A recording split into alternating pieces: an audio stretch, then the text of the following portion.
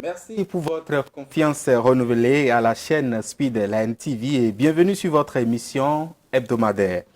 Chers téléspectateurs, depuis un bon moment, pas un seul jour que les Béninois ne se plaignent de la cherté de la vie. Ils découvrent au quotidien avec amertume parfois l'augmentation de façon surprenante des prix des produits de première nécessité. Une situation très inquiétante sous le second mandat de Patrice Talon, déclaré hautement social. Comment peut-on interpréter pareille situation?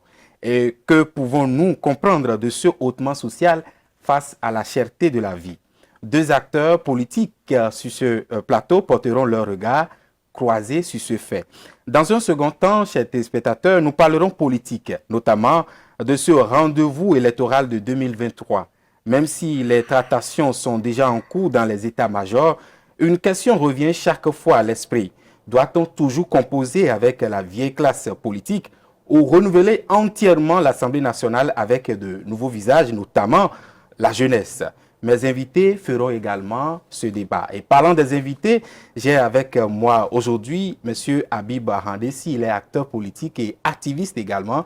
Monsieur Habib Arandessi, bonsoir et merci d'avoir accepté notre invitation. C'est moi qui vous remercie. Face à vous, Antoine Adoukonou, qu'on ne présente plus, également acteur politique et membre fondateur du Bloc républicain. Monsieur Antoine Adoukonou, bonsoir. Bonsoir, monsieur le journaliste. Merci d'avoir accepté également notre invitation. Alors, je l'ai dit tout à l'heure, monsieur Antoine Adoukonou, est-ce que vous constatez, comme tous les Béninois, qu'aujourd'hui, depuis un certain moment, la cherté de la vie est devenue chose réelle? Oui, ça là, c'est un fait.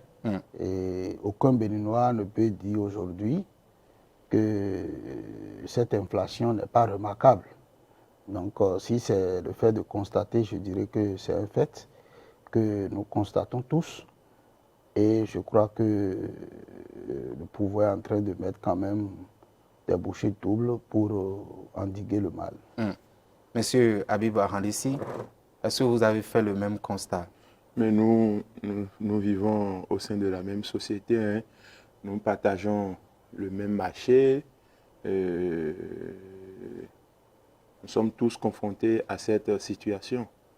Je ne dirais pas que, comme mon cher ami Adoukonou, que le pouvoir est en train de faire tout possible pour que les prix baissent. Je dirais que c'est le pouvoir qui est à la base de cette situation. Parce que quand vous êtes dans une société ou bien dans une nation ou bien dans une république où il y avait des dispositifs pour soulager la population, pour subventionner les denrées de première nécessité, donc ce qui permettait à la population d'avoir les prix plus ou moins abordables, et que vous supprimez tous ces dispositifs sans pouvoir les remplacer par un autre dispositif. Vous parlez de quel dispositif? Quand je parle de dispositif, je parle par exemple de l'ONASA. Je parle par exemple de l'ONASA qui était une structure de subvention des denrées de première nécessité comme le riz et bien d'autres. Donc quand vous supprimez des sociétés d'État et les gens se retrouvent à la maison, quand vous établissez un budget colossal, un budget énorme, et vous avez mais c'est pour le bien du pays. Non, mais quand il faut voir le pouvoir d'achat de la population avant d'établir un projet. Paris ne s'est pas construit en 3 jours. Si vous savez que nous avons des difficultés à répondre à nos besoins vitaux, à s'offrir un repas par jour, et que vous établissez un budget colossal, et que vous êtes obligé de sucer encore, ou bien d'aller chercher encore dans la poche des Béninois qui ont déjà des difficultés à répondre à leurs besoins. Est-ce que vous n'allez pas trop fort? Allez chercher dans la poche des Béninois. Quand on nous dit pour faire le développement, il faut aller chercher dans nos poches. Et on sait déjà que nos poches sont déjà presque vides. On veut aller chercher quoi? Le minimum que nous avons. C'est ça que nous remarquons aujourd'hui.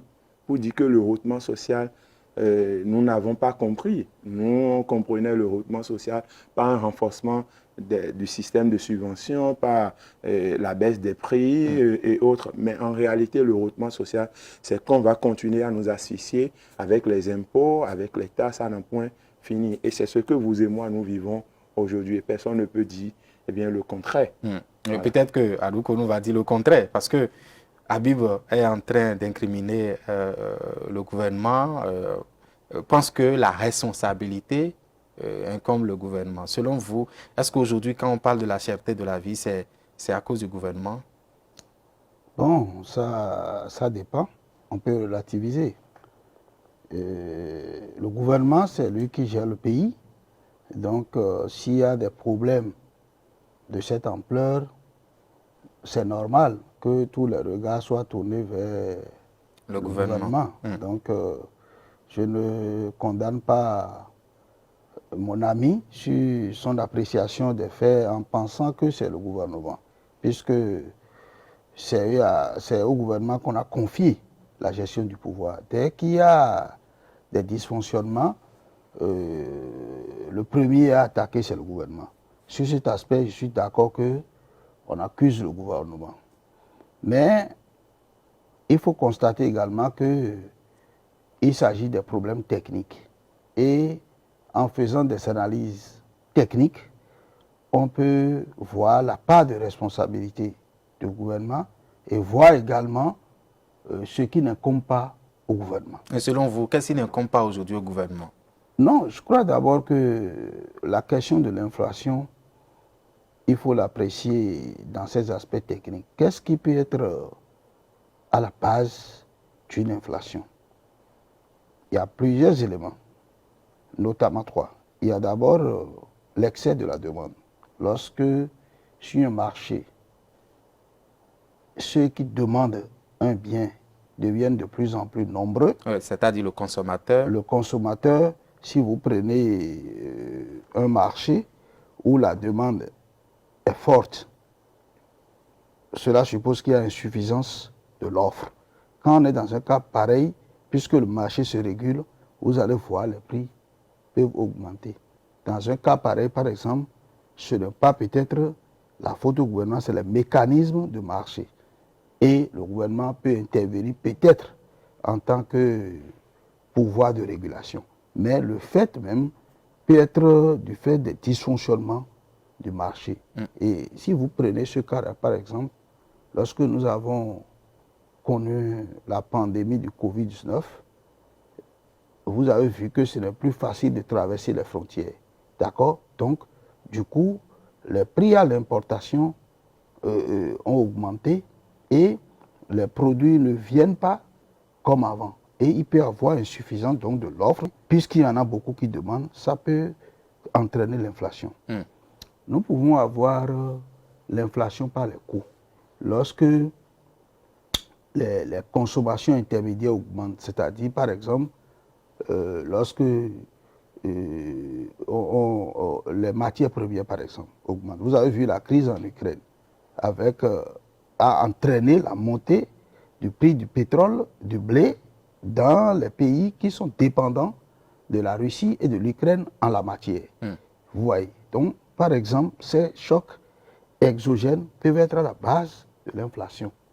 On ne peut pas dire que c'est à cause du pouvoir. C'est les mécanismes du marché qui ont conduit à cela. Vous voyez. Donc, si on analyse ces aspects, on verra que il y en a que, en partie, ce sont les mécanismes du marché qui ont conduit à cette inflation.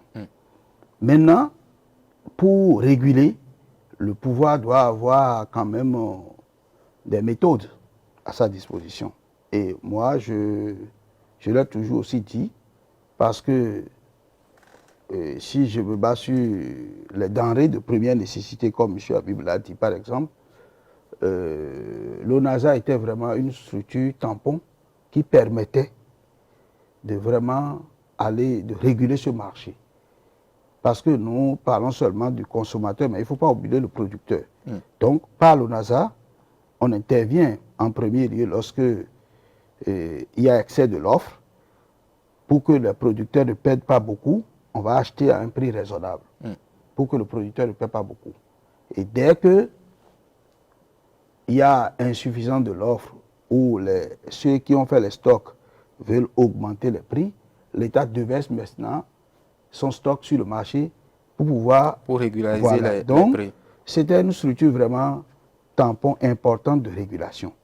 Maintenant, pour des raisons peut-être que le gouvernement a jugé important en supprimant l'ONASA, j'ai toujours proposé que l'idéal aurait été de reformuler une structure qui devait jouer le même rôle que l'ONASA, même si ça ne devait pas s'appeler ONASA. Donc, sur cet aspect, je pense que je rejoins un peu mon ami, que sur ce point, le gouvernement doit encore repenser la question. Essayer de trouver un autre dispositif. Monsieur Habib Ahandessi, tout à l'heure, vous avez cité le gouvernement comme responsable, surtout en supprimant ce que vous appelez quelques dispositifs qui permettaient, entre-temps, de réguler un peu le marché en matière d'inflation. Est-ce que vous ne pensez pas qu'aujourd'hui, au-delà du Bénin, que dans la sous-région, c'est pratiquement la même chose? Doit-on incriminer seulement le gouvernement?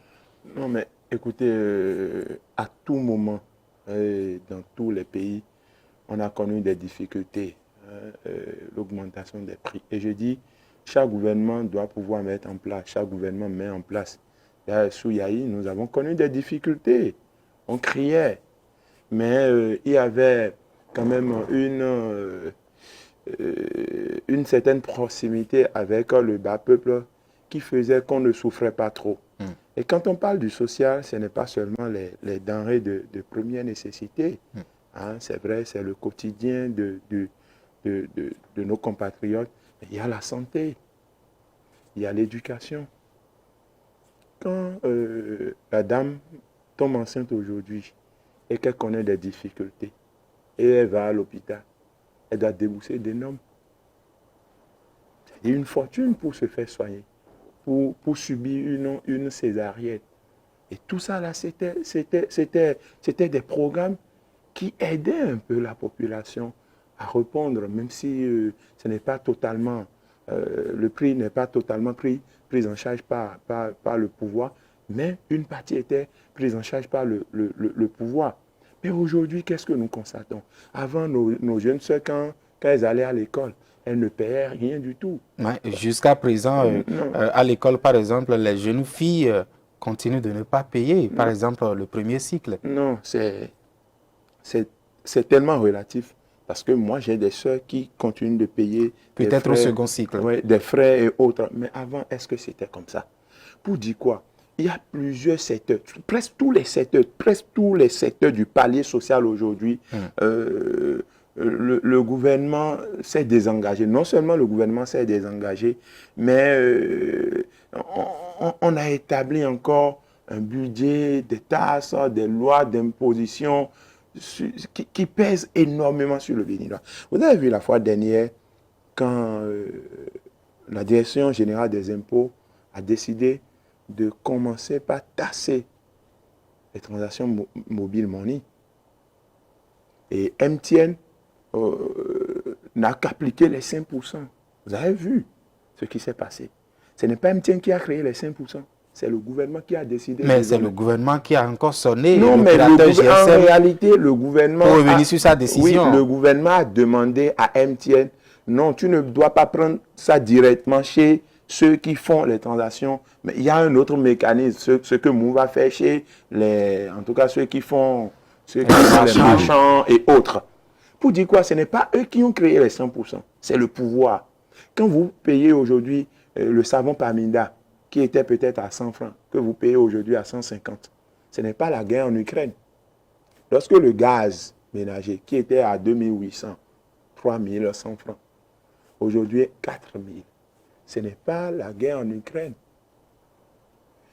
C'est pour dire quoi? Que si nous ne voyons pas les réalités, si nous ne voyons pas que la responsabilité, c'est au gouvernement de Patrice Talon de décider en réalité de desserrer, comme on le dit très souvent, de desserrer la ceinture, nous allons continuer à vivre dans ça. Et les Béninois seront obligés de se traîner dans les rues pour demander un seul repas par jour. Et l'autre chose, j'oubliais, c'est que ceux qui sont au pouvoir ne connaissent pas le social.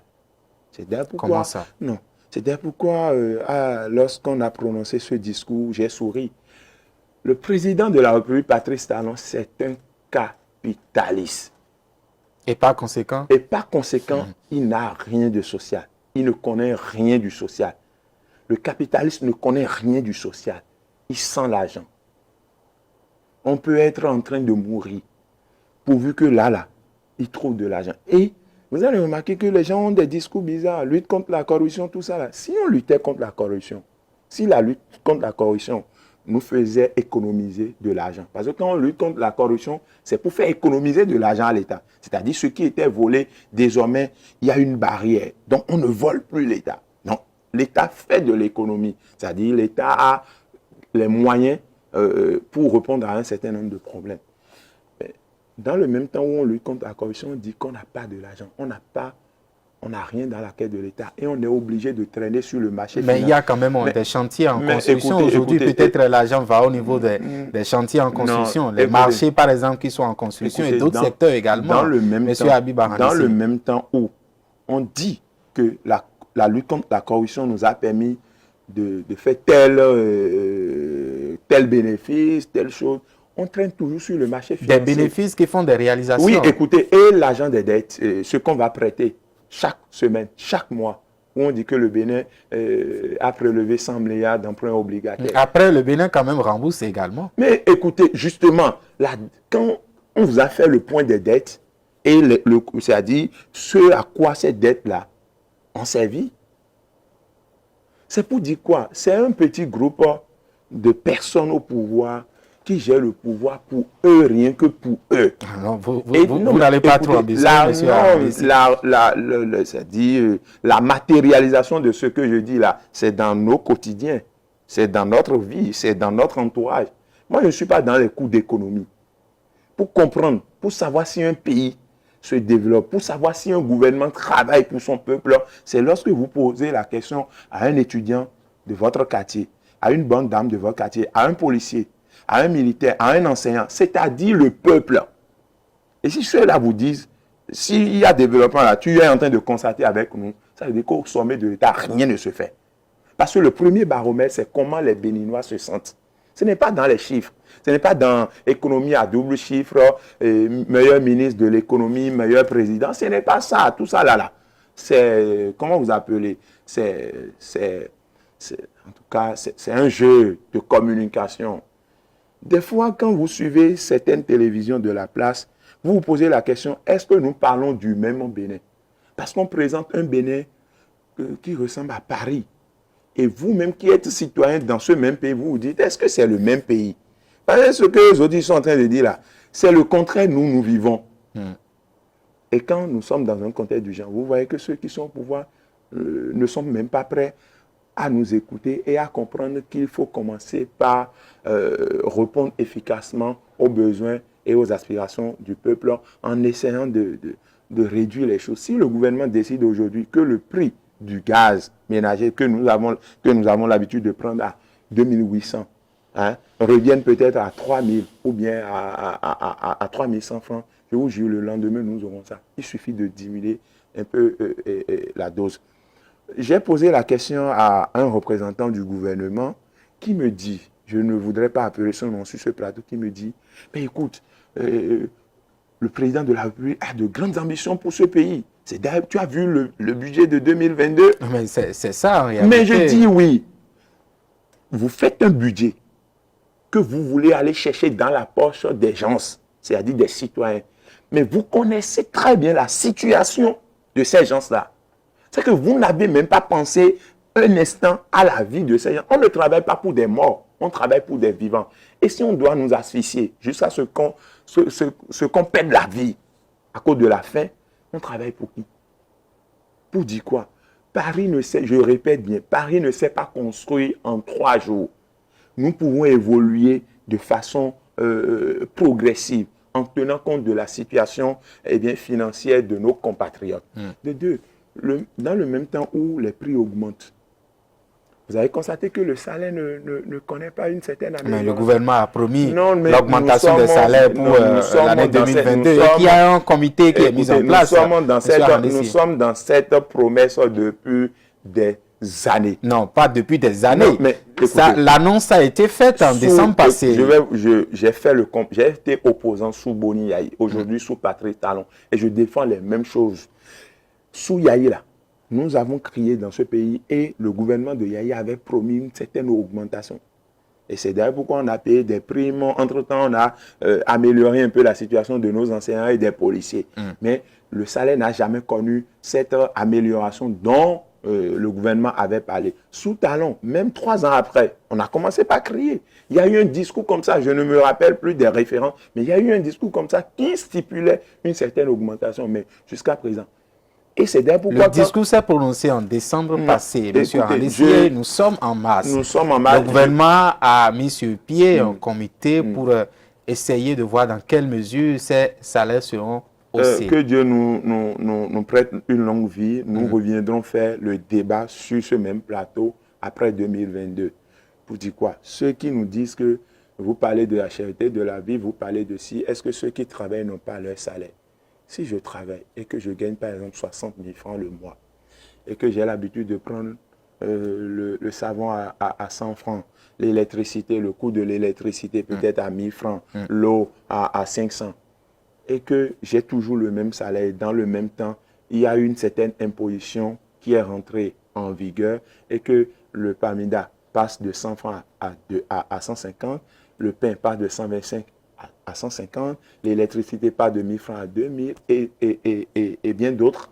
Vous êtes d'accord avec moi que je suis un salarié régulièrement payé, mais je vis comme quelqu'un qui ne travaille même pas, puisque mon salaire ne me permet plus de répondre à mes besoins. Monsieur Antoine Adoukonou, voilà les explications de Monsieur Arandessi. Doit-on comprendre autrement le hautement social prononcé par le chef de l'État, selon vous? Bon, je pense que mon ami a traversé tous les pans et est allé dans tous les sens. Dans tous les sens. Mais ce qui est important pour moi, c'est d'être précis. C'est d'être précis. Parce que le Bénin n'inventera pas la roue. Tout à fait. Puisque mon ami est en train de dire que lui ne parle pas de l'économie, qu'il ne parle pas des chiffres, qu'il ne parle pas, bon, disons, de la croissance économique, mais lui parle du Béninois lambda. C'est normal qu'il raisonne comme ça. Mais quand je dis que le Bénin ne va pas inventer la roue, il est admis aujourd'hui que pour évaluer les économies du monde, malheureusement, on tient compte de ces paramètres dont il parle. Quand on veut parler d'un pays développé, il y a des indicateurs. Et dans tout le monde entier, c'est ça qu'on utilise. Donc, le Bénin n'échappera pas à la règle en disant, moi, je mets de côté ces paramètres-là et je regarde les individus. On ne peut pas regarder, malheureusement, un individu dans une économie. C'est ça le paradoxe. Parce que l'économie, elle est macro, et lorsqu'on applique, c'est le reflet qui tombe sur les individus. Et en ce moment, d'autres peuvent être proches de la moyenne, comme d'autres peuvent s'écarter de la moyenne. Mais apparemment, nous n'avons pas le reflet aujourd'hui pour la plupart des Béninois. J'en viens. Je fais d'abord ça là pour dire que moi, je ne peux pas laisser les chiffres, je ne peux pas laisser ce qui est économie pour apprécier une économie. Moi, je ne peux pas le faire. Deuxième chose, il faudrait que la question du social soit appréciée à sa juste valeur. Quand on parle du social, qu'est-ce que nous pouvons comprendre? En tout cas, qu'est-ce que moi je comprends? On veut savoir. Voilà. Ce que je comprends par le social, je comprends simplement deux choses. L'État intervient par la protection sociale ou bien il intervient par l'assurance. Par la protection sociale, c'est que l'État développe des politiques budgétaires qui permettent à ce que les populations puissent vivre au mieux à travers les biens collectifs surtout. Mais ce n'est pas constaté aujourd'hui sur le terrain. J'en viens, j'ai parlé de biens collectifs. Ça veut dire que je suis déjà content qu'il ait pu faire remarquer que quand on parle du social, que ce n'est pas seulement ceci, mais qu'il y a la santé, d'accord? Donc, moi, les biens collectifs, c'est le social et c'est la santé, c'est les routes, c'est les marchés, c'est l'électricité, c'est l'eau, c'est l'urbanisation, c'est tout ce qui peut profiter de façon collective aux citoyens. Et en la matière, je crois quand même que les aveugles sont en train de voir. Les aveugles sont en train de voir. On ne peut pas me dire aujourd'hui que en matière d'urbanisation, en matière de santé, en matière d'électricité, en matière donc d'eau potable, d'eau potable, que depuis que le président Talon est là, que rien ne se fait. Même si moi je suis opposant, je ne peux pas le dire, puisque ça crève l'œil. Nous ne le disons pas parce que nous soutenons une mouvance. Tout le monde le voit, qu'aujourd'hui, ne serait-ce que avec le projet de l'asphaltage, qu'un certain nombre de villes ont été transformées. Tout le monde sait aujourd'hui que le délestage a diminué sa récurrence par le passé. Ça, c'est des faits. Tout le monde sait que ce Maria Greta a été rené, je ne sais pas si on peut le dire. D'accord? Et aujourd'hui, c'est fonctionnel. Donc, il ne faut pas apprécier les choses en matière de social en regardant un seul individu quelque part pour dire que non, ça ne va pas. Non. Il faut apprécier de façon globale. D'accord? Ou soit l'État intervient par l'assurance, comme je vous le dis, et là, c'est qu'on met des mécanismes où des gens cotisent et ils ont des revenus supérieurs à un moment donné. D'accord? Aujourd'hui, il y a puisqu'il parlait de la césarienne, tout ça, je crois peut-être que tout ça a été mis en pacte dans le projet Arche aujourd'hui. Et on est à une phase pilote. Lorsque la phase sera généralisée, tous ces éléments dont il parle ont été reversés dans le projet Arche. D'accord? Donc, je crois quand même que c'est cette appréhension qu'il faut avoir d'abord du social. Troisième élément que je voulais faire remarquer, c'est la question de la redistribution du revenu national, la richesse nationale. Comment on le gère? Lorsque nous mettons les gouvernants là, comment ils gèrent le pays? Parce que cette question, il faut aussi la comprendre.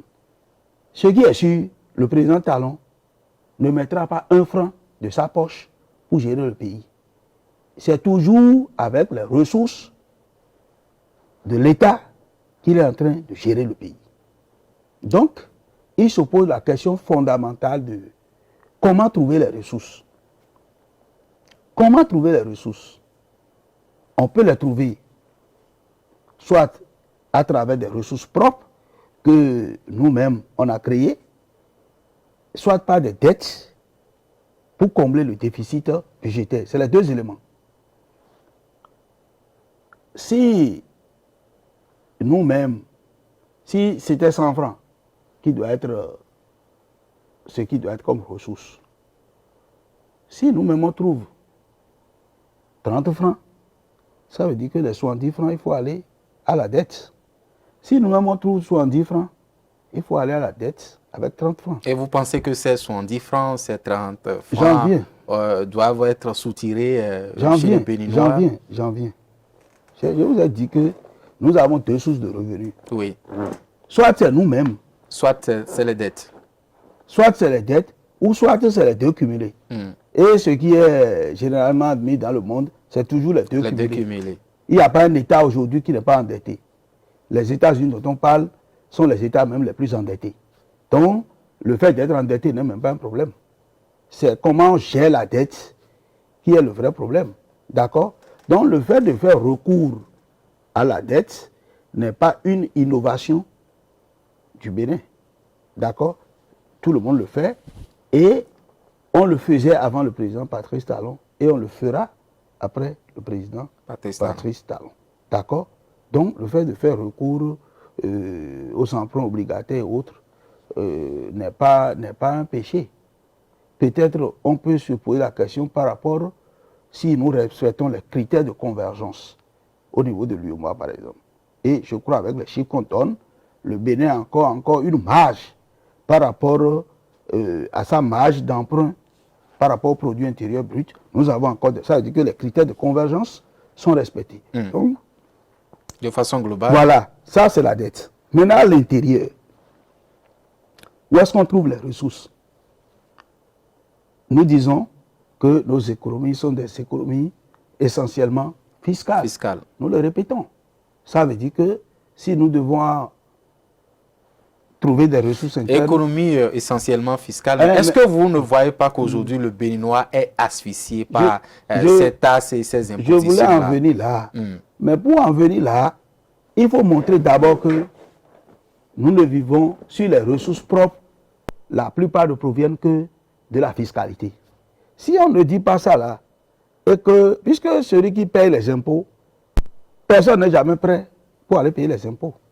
Même si on diminue, même si c'est 1 franc là, on a toujours préféré ne pas payer.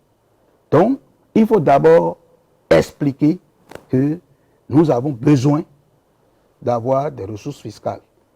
D'accord? Pour que ça là, cette culture là, puisque nous-mêmes qui sommes ici, nous sommes appelés à gouverner un jour, lorsque M. Ahanesi sera président de la République, où va-t-il trouver les ressources? Il va mettre la main dans sa poche.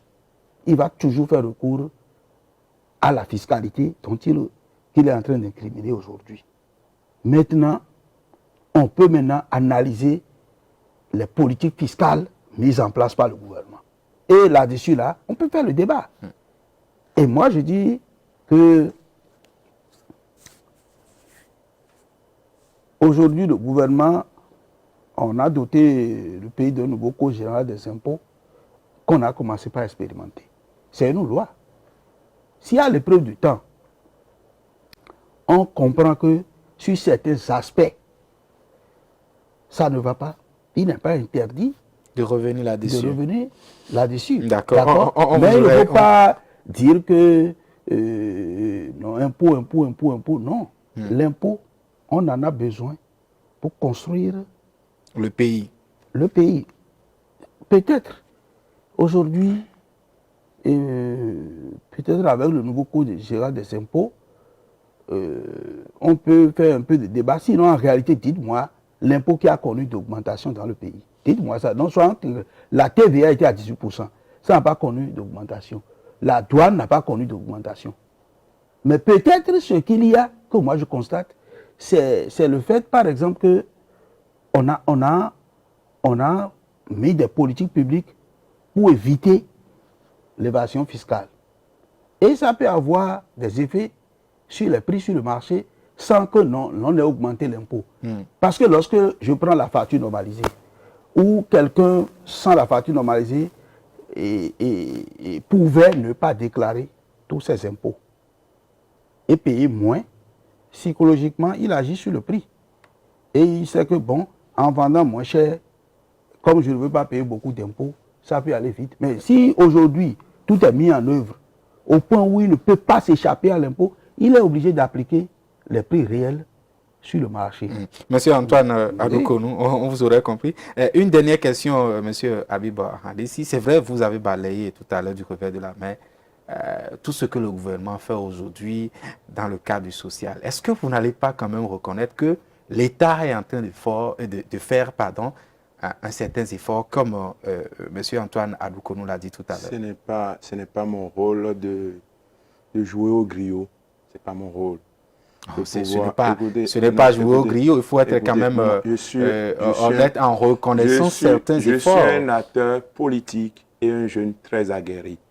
Ce que quand le pouvoir construit une école, ce n'est pas mon devoir ou bien mon rôle de dire bravo au pouvoir. On ne vous demande pas de dire bravo, mais de reconnaître ne serait-ce que l'effort du gouvernement. Du moment où j'ai choisi un pouvoir, j'ai remis le pouvoir à un individu, à un groupe d'individus, à qui j'ai remis de l'argent, à qui j'ai remis un salaire, c'est-à-dire qui prend un salaire chaque mois pour travailler. Donc, ils sont mes serviteurs. Et quand ils font quelque chose qui relève de leur rôle régalien, il n'y a pas de débat autour. Là où on attend les citoyens, c'est lorsque ceux à qui ils ont remis le pouvoir et les moyens du pouvoir ne répondent pas à leurs aspirations. C'est ce qu'il faut expliquer aux Béninois. Parce que très souvent, on a cet esprit de manipulateur et on entasse les Béninois peut-être dans un bus ou bien dans une église pour faire le lot du pouvoir. Ne tombons pas dans ces genres de jeux. Vous n'allez pas voir ça dans les grands pays. Et je voudrais dire à M. Aroukonou, à quand, vous avez tellement crié asphaltage depuis 2016. Depuis 2016. Donc vous allez crier asphaltage là jusqu'en 2026. Aujourd'hui, lorsque vous prenez la ville de Cotonou, aujourd'hui vous allez quand même apprécier la libre circulation à Cotonou. Est-ce qu'il n'est pas temps que lors du bilan d'un pouvoir, c'est-à-dire lorsque les gens du pouvoir veulent parler, qu'ils tiennent autre discours pour montrer que le gouvernement a fait autre chose à part asphaltage ou bien qu'est-ce que vous appelez projet à détruire du champ. Parce que depuis 2016, c'est le même discours. Mais chaque jour que Dieu fait, le quotidien du Béninois continue de se dégrader. N'encouragez pas la dette. La dette n'arrange personne. Et vous ne pouvez pas dire que la dette des États-Unis, elle est comparable à ce que nous contractons en tant que pays africain.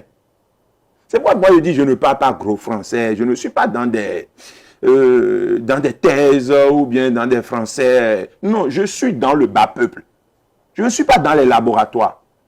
Et ma formation de sociologue m'a appris à parler terre à terre, de façon terre à terre, ce que vit la banque d'âme du marché.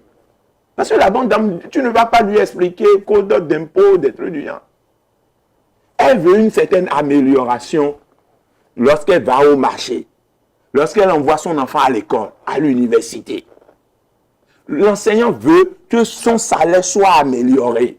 Le fonctionnaire veut une certaine satisfaction. Et le gouvernement doit tenir compte de ça pour agir, pour mettre en place ses politiques. Mais le gouvernement n'est pas sourd. Le gouvernement aujourd'hui est en train de prendre des mesures. Lorsque M. Aroukonou dit, je n'ai jamais refusé que nous soyons dans un état économique entièrement, non, essentiellement fiscal. Je n'ai jamais refusé.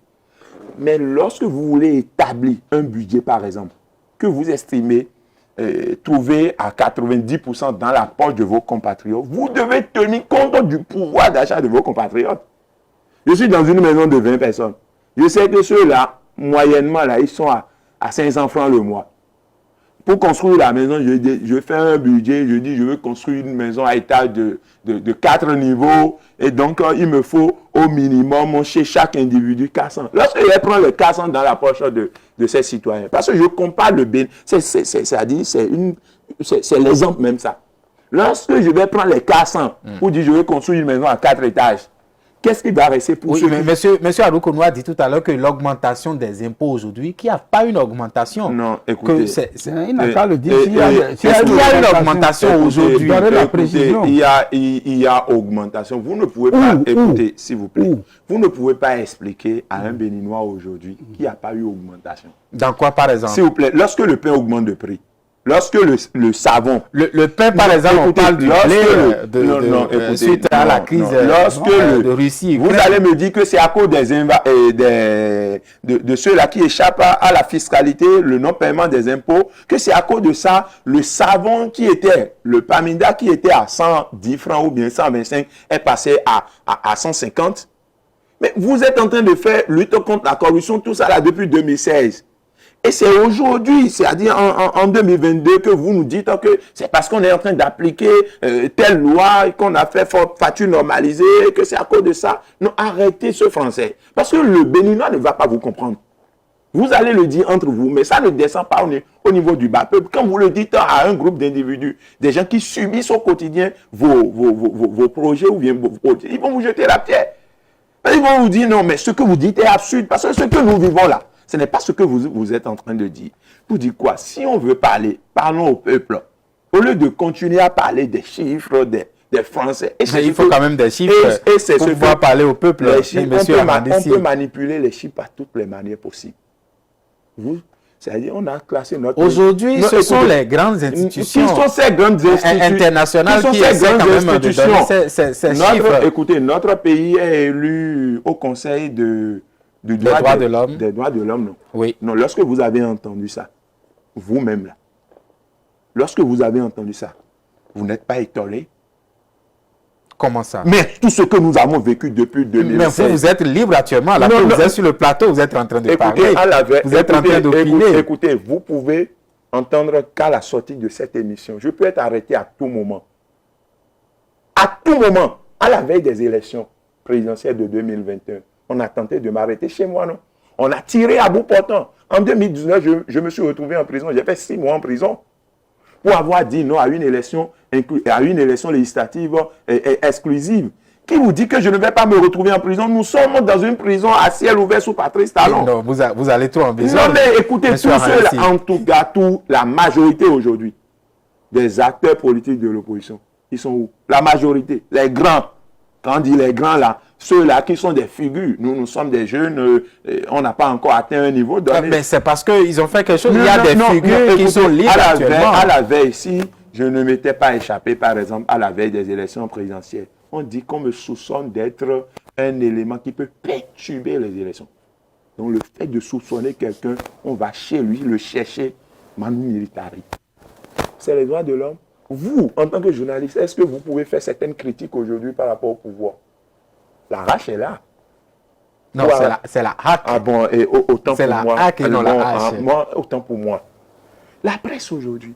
Mais nous savons, quand vous parlez de Talon quelque part avec des aimes, les gens vous disent, mais Talon, oui,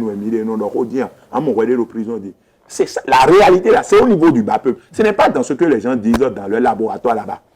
Qu'on se dise la vérité. Votre maman là, votre soeur, votre tante, vos amis au quartier, comment ils vivent le pouvoir de Patrice Talon depuis 2016? C'est le vrai baromètre pour dire, si nous voulons changer les choses, il faut qu'on écoute le bas peuple. Paris ne s'est pas construit, je le dis et je le répète. Le budget qui est établi pour 2022, là, c'est un budget énorme. C'est trop pour le Béninois. Il fallait réduire un peu ce budget et l'adapter à la situation actuelle. Si je suis dans une maison, je connais le pouvoir d'achat des gens. Pour construire la maison, je dois tenir compte de ça et dire non, on ne peut pas construire une maison à 3 étages en 2022. Il faut construire peut-être une maison seulement rez-de-chaussée. Et puis après, parce que le pouvoir, c'est une continuité. Après Patrice Talon, c'est comme un bus qui roule pour aller au nord. Si quelqu'un s'arrête à Boycon, un autre va prendre le volant et continuer. Nous ne sommes pas contre le développement de notre pays, mais nous écoutons chaque jour que Dieu fait nos compatriotes qui pleurent, qui crient. Donc, on n'est pas ennemi de quelqu'un. Nous, on veut qu'on pense plus au bas peuple. Vous avez remarqué qu'au temps de Patrice Talon, beaucoup de sociétés d'État ont été supprimées. On a racheté d'autres. On a privatisé d'autres. Et tout ça, là, c'est un poids sur le Béninois. Les privés ne font pas du social. Ils sont à la recherche de l'argent. On a supprimé Sonacop. Sonacop, c'est ça qui gère le pétrole et autres. On a supprimé Sonacop. Mais dans le même temps, est-ce que vous avez remarqué que dans tout le Bénin, il y a des stations privées qui sont construites un peu partout? Non, mais pour le bonheur des Béninois encore. Non. Si Sonacop était renforcé, parce que celui qui a eu, c'est-à-dire c'est le président qui a eu l'intelligence là, c'est-à-dire de donner le poids à certains privés. Ou bien, on pouvait utiliser cette intelligence pour renforcer une société qui nous appartient. Parce que ce n'est pas les mêmes choses.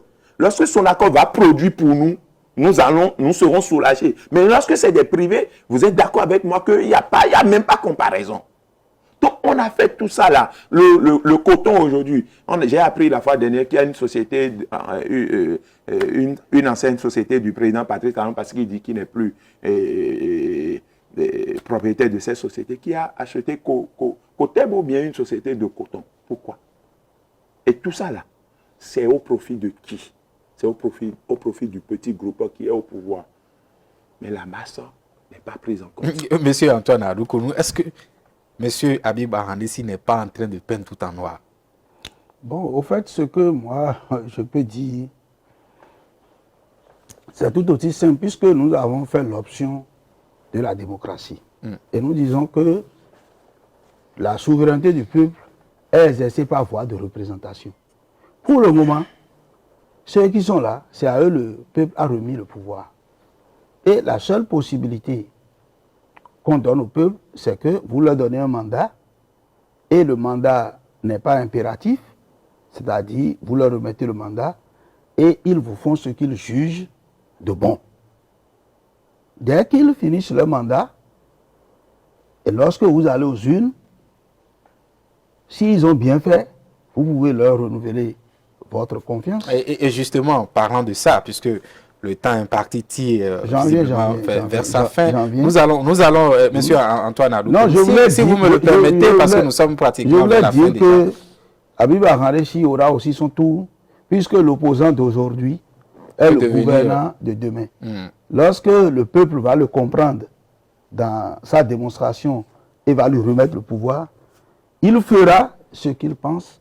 Et c'est sûr qu'au moment où il serait en train de faire, il aura encore des gens comme lui assis là pour dire le contraire. Donc on sera dans un scénario. Ou bien. Oui, et parlant par exemple du renouvellement du pouvoir par le peuple, nous allons juste évoquer pour quelques minutes la 8e législature. Je vais m'adresser à Habiba Hanrechi. Aujourd'hui, vous êtes jeune et vous aspirez même demain être au Parlement. Est-ce qu'on ne va pas toujours faire confiance à la vieille classe politique, ou bien il faut balayer de revers de la main cette vieille classe politique pour installer de nouveaux visages à l'Assemblée nationale? Depuis 2015, moi, mes camarades et moi, nous avons lancé un slogan de génération qu'on a appelé « Jeunes pour jeunes, jeunes avec jeunes ». Mais les gens ont très tôt mal compris ce slogan pour dire « le pouvoir aux jeunes, rien qu'aux jeunes ». Non, c'est au bout de l'ancienne corde qu'on tisse la nouvelle. Mais il faut nuancer. On tisse la nouvelle au bout de l'ancienne qui est encore solide et qui est bonne. Est-ce qu'aujourd'hui, la vieille classe n'est pas solide, c'est ça? Non, il y a des aînés avec qui, il y a des aînés qui ne vont jamais, ne serait-ce qu'aider les jeunes à prendre le pouvoir. Eux, ils sont là pour continuer à utiliser les jeunes comme des bétails, comme des ouvriers politiques. Donc ceux-là ne sont pas, on les connaît, hein, ils veulent mourir à l'Assemblée nationale. Et heureusement, je voudrais reconnaître, c'est rare pour moi de faire le bilan à la place des gens du pouvoir. Je ne le fais pas parce que le pouvoir a tout un dispositif. On a acheté des presses, on a beaucoup de choses. Ce n'est pas moi mon rôle, je le dis toujours. Mais aujourd'hui, grâce aux réformes en griffe, parce que j'ai encore beaucoup de critiques. Mais ce sont quand même des réformes. Autour de ces réformes dont la mesure est M. Patrice Talon. Aujourd'hui, on parle d'un mandat renouvelable une seule fois. Donc, avec ça, au moins, on n'aura plus des députés qui payent une parcelle à l'Assemblée nationale. Oui, siéger pendant longtemps. Voilà. Donc, on va travailler avec les aînés. Mais les aînés qui, en réalité, ont compris qu'il faut faire confiance aux jeunes. Maintenant, il s'agit de quels jeunes? On ne va pas dire, parce que dans nous, notre slogan, jeunes pour jeunes, on dit les jeunes capables, les jeunes sérieux. Parce que vous voyez des jeunes qui sont avec vous, qui soutiennent tout. Quand c'est bon, ils disent c'est bon ou ce n'est pas bon. Eux autres, ils sont d'accord. Ces jeunes ne peuvent pas prendre le pouvoir. La belle preuve, on les a installés à l'Assemblée nationale. Il y a beaucoup de jeunes dans cette législature. Ils ont fait quoi? Ils ont quand même voté les lois au profit du peuple. Quelles lois ils ont voté? Une Assemblée nationale monocolore qu'on a imposée. Les jeunes où il y avait les débats. Il y a la minorité, il y a la majorité à l'Assemblée nationale. Nous connaissons la connotation de minorité, nous connaissons la connotation de majorité. Si tous se répondent au pouvoir et votent notamment les lois à l'unanimité, il n'y a pas une Assemblée nationale parce que dans aucun peuple, vous ne verrez ça. Au moins, il y a une certaine opposition. Vous voyez, même si la loi elle est potable n'importe comment, vous voyez toujours des gens qui trouvent des situations. C'est comme ça, c'est l'aspect même du peuple, ça. Aujourd'hui, pour dire quoi? On va continuer à collaborer avec nos aînés. On ne va pas les chasser. La politique reste ce qu'elle est. Mais avec ces aînés qui sont prêts à nous accompagner, nous jeunes, ayant des idées, ayant une certaine conviction, ayant des valeurs, qu'on a envie de matérialiser une fois à l'Assemblée nationale ou bien à un poste de responsabilité publique. Si c'est les aînés qui pensent qu'il faut toujours donner de l'argent aux jeunes pour qu'ils aillent afficher, pour qu'ils aillent coller des affiches, ces aînés-là sont, en tout cas, ces aînés-là sont exclus. C'est d'ailleurs pourquoi vous me voyez, moi, très souvent, je ne collabore pas avec les aînés politiques. J'ai décidé d'aller aux élections de 2019 avec l'USL. C'est ça qui m'a fait rencontrer le président Sébastien Ayavon. Et le cadre est resté politique. Et c'est parce que c'est un monsieur qui pense aux jeunes, c'est pourquoi on est resté ensemble. Sinon, beaucoup, j'ai fréquenté beaucoup, j'ai discuté avec beaucoup. Ils font des discours pendant des heures, mais ils ne pensent pas aux jeunes. Je vous donne un exemple que j'ai toujours donné. J'ai discuté avec le président Boni Yayi à l'approche des élections de 2019. Mais le président Boni Yayi m'a parlé pendant 2h, 2h30, 2h50. Mais je n'ai pas entendu dans son discours ce qui est réservé aux jeunes dans le combat politique. Et quand c'est comme ça, moi je ne suis pas à la sorte de quelqu'un. Je ne travaille pas pour élire toujours, pour envoyer toujours les mêmes personnes à l'Assemblée nationale. J'ai des idées en tant que jeune. Et je voudrais que des jeunes commencent par réfléchir ainsi.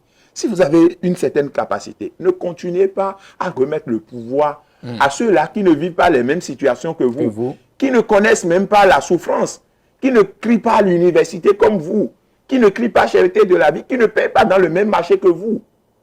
Confiez le pouvoir plutôt à ceux-là qui vivent avec vous chaque jour que Dieu fait, qui vous défendent au quotidien et en qui vous pouvez dire, bon, donnons-lui le pouvoir pour le moment et regardons ce qui va. Mais il y a certains qui sont à l'Assemblée nationale qui vivent avec la population. Antoine est-ce que vous allez composer toujours avec la vieille classe politique? Il y a certains députés qui ont déjà fait 4 mandats, voire 5 mandats et qui sont toujours à l'Assemblée nationale. Est-ce qu'il faut toujours composer avec ceux-là pour les législatives de 2023 par exemple? Non, je crois que la question des positionnements, c'est une question hautement politique. Ce n'est pas une question simplement technique. Et au niveau des états-majors politiques,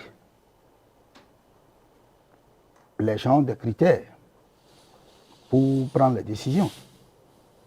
Pour le moment, ce que moi je peux dire, c'est qu'un peuple, c'est un tout. Ce n'est pas seulement la jeunesse. Puisque le jeune d'aujourd'hui est le vieillard de demain. Vous voyez. D'accord? L'enfant d'aujourd'hui est le jeune de demain et le jeune d'aujourd'hui est le vieillard de demain. Donc le peuple, c'est les enfants, c'est la jeunesse, c'est la vieille classe, c'est tout le monde. Et en principe, nous visons le même objectif, faire grandir le Bénin. Donc, il va falloir donc que on puisse quand même se consacrer aux valeurs. S'il y a des jeunes, ne serait-ce que par l'âge, mais qui ne militent pas, qui ne montrent pas les ambitions qu'ils ont pour leur pays, est-ce qu'il faut seulement, parce qu'ils sont dans une tranche d'âge, dire, bon, si c'est ça, vous devez gouverner? Je ne crois que non. Mais si nous avons des vieillards, des gens d'un certain âge, mais qui sont toujours à la tâche, on ne peut pas dire parce que ils sont vieux qu'on les met de côté. Donc, c'est par rapport aux valeurs présentées qu'il faut voir les choses. Je dirais beaucoup plus à cette classe politique de la jeunesse de travailler pour mériter leur place. Si vous avez vu ces gens qui ont fait 3, 4, 5, 6 législatures et qui sont à l'Assemblée nationale, c'est eux-mêmes qui ont révisé la Constitution pour limiter le mandat des députés désormais à 3. Ça veut dire qu'ils ont conscience que rester aussi longtemps n'est pas une solution en soi. Ça veut dire que c'est un début déjà de solution. Mais il faut que les jeunes prennent la perche. Il ne faut pas qu'au moment où on sera dans ce processus de renouvellement, qu'on découvre à l'Assemblée nationale des jeunes qui ne sont pas capables. Tout à fait. Merci, Monsieur Antoine Adou-Kounou. Malheureusement, sur ce sujet, je vous promets, nous allons encore revenir sur ce sujet avec vous, les deux invités, par rapport à ce sujet qui est vraiment vaste. Le temps imparti tire à sa fin. Nous allons nous arrêter ici pour l'émission de ce jour. On se retrouve très prochainement pour un autre numéro de votre émission Free Speech sur Speederline TV. À bientôt.